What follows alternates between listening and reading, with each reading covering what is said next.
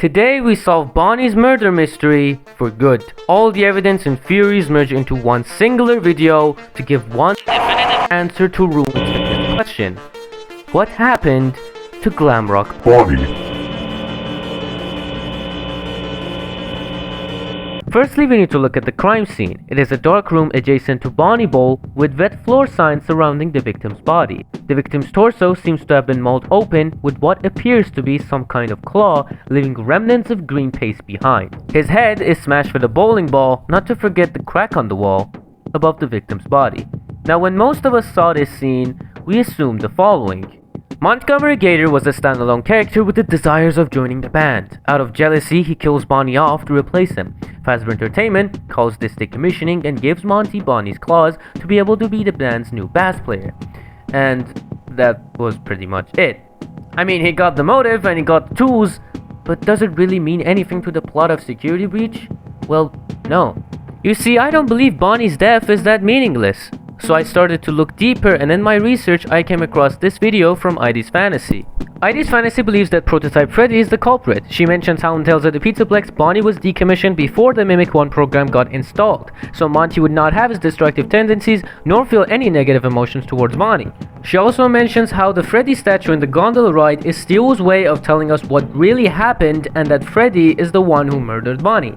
Now, even though this is an interesting theory, Prototype Freddy lacks a motive to kill Bonnie, and also again this makes Bonnie's death seem meaningless. But also some of the evidence that she brings up are debatable. For example, this Freddy statue might just represent Monty's hatred towards Freddy and how he wants to replace him as the leader of the band, as we see him do so in the golf minigame in Ruin. And also Tales of the Pizzaplex are not direct parallels to the game, so this detail that she mentions might not be relevant. But that doesn't mean you should subscribe to her channel, because she makes great videos and she's the one who inspired this video in the first place. So go subscribe to her, and while you're down there, subscribe to me as well, because these videos take a lot of time and the motivation would help. Now, you might have noticed by now that my problem with anyone being the murderer is that it seems to not add anything to an already complex story. But then I noticed something, or better to say someone. Cassie's dad. The idea of favorite character has been the theme of Security Breach trilogy. Cassie's favorite was Roxy, Gregory's was Freddy, and Cassie's dad was Bonnie. And might I remind you what effect these people have on their favorite characters?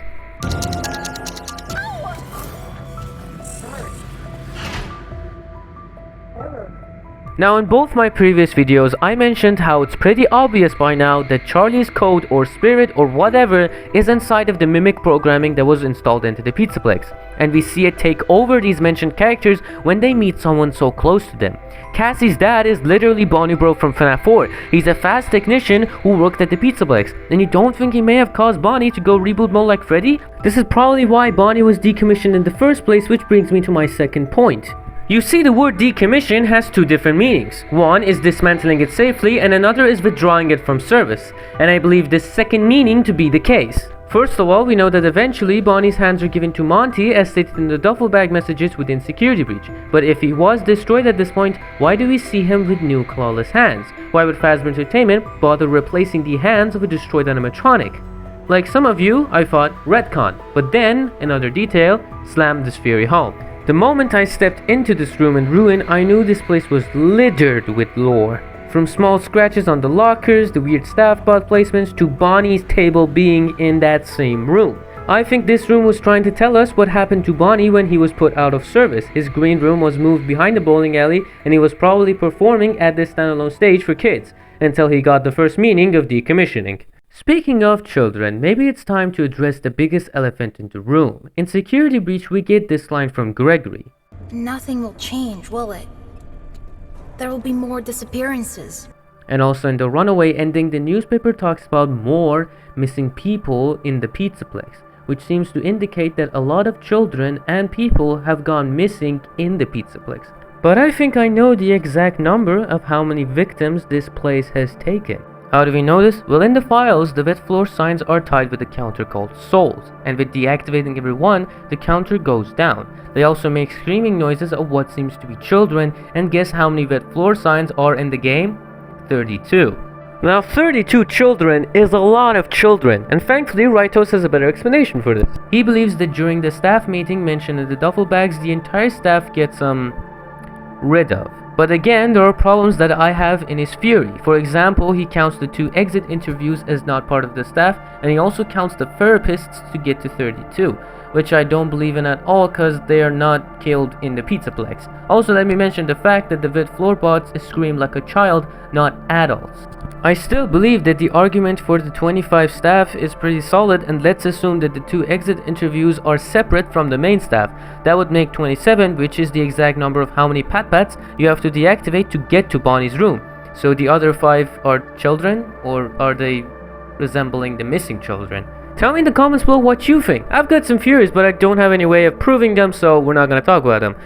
All I'm gonna say is let's assume they are children, and that's why the pat-pats make children noises when they want to get deactivated. But why do they mourn Bonnie's body? Well, for that we have to look at Freddy. After his malfunction, he realizes how this place is unsafe. He realizes how dangerous Vanny is. I think the same thing happened with Bonnie, and he realized what was actually happening in the Pizzaplex and tried to help some of the people escape from the Pizzaplex. That eventually led to his death because he was getting in Vanny's way. But hey now, don't leave yet. We still have a murderer to find. Let's go over what we know by now. Cassie's dad was a Fazbear technician who worked at the Pizzaplex. Probably when he was doing maintenance on Bonnie, or maybe celebrated his birthday with the Bonnie animatronic. I mean, it wouldn't surprise me, he's a die-hard Freddy's fan. He causes Bonnie to malfunction and the Charlie code to take over. After this, Bonnie's actions become a little strange. He walks out of his green room at random moments of the night, roaming the Pizzaplex. I think it was due to him seeing Vanny wandering the halls of the Pizzaplex. I mean, Vanny is absent in the eyes of the other animatronics, and the cameras don't seem to have a clear image of her anyway. I mean, she's the head security guard, so she probably just cut herself out of the footage and just left Bonnie there. And that is why in the duffel bag message, there's only a report of Bonnie wandering the halls at random moments of the night. Who knows, maybe he even helped some of the people there to get out of the Pizzaplex, and that is why Vanny wanted him gone. Also, because he was no longer under Glitchtrap's control, Vanny decided to put Bonnie out of commission and replace him with Monty. Bonnie's green room gets transferred behind the bowling alley, but that wasn't enough for Vanny. She had to get rid of him once and for all. Which is where the details of this room start to make a lot of sense. Vanny sends her staff bots to finish Bonnie off. They blockade any escape and engage with him. Bonnie takes down a few, but they eventually get to him. They drag him off as he leaves small scratches on the power box. They take him to this room, where Monty is waiting. He tears his torso open, viciously attacking him with a bowling ball, cracking the bowling ball on Bonnie's head. Now all the vet floor signs can do is mourn his body, keep him alive with the little spirit energy they possess, until Cassie comes along and ruins it all over again. But hey, that's just a fury, a host's fury. Thanks for watching. I would like to thank Right Host and ID's Fantasy for inspiring this video. Without their videos, this probably would never came across my mind. But you know, I love their theories, so go support them if you haven't already. And make sure you subscribe to this channel, because in our next video we're gonna be going over one of FNAF's biggest mysteries. So yeah, make sure you'll be there to not miss it out. I've been your host, and I'll see you in the next video. Bye bye!